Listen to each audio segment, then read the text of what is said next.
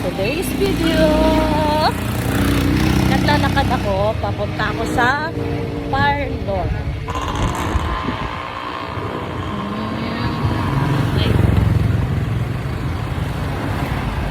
Hindi na ako ng tricycle kasi malapit lang naman. Ito yung kapitbahay namin na may art gallery. Oh. Yan, mga Filipino artist ang mga ano dyan. Mga painting niya. So kung gusto nyong bumili dyan, message nyo lang ako at ibibigay ko sa inyo ang kanila contact number or FB page kung sino mahilig sa painting.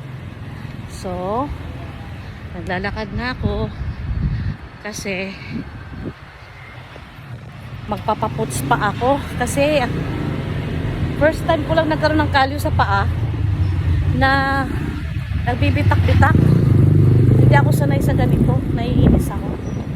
Kaya magpapaputs pa ako. Day off ngayon ni Queen Labandera at Queen Yaya.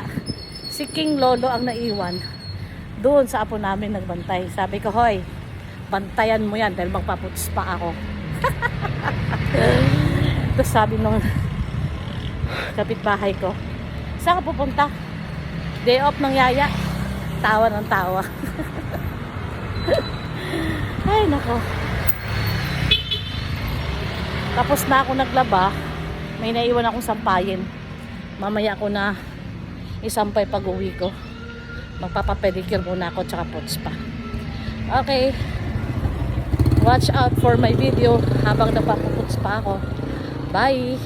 Bye bye.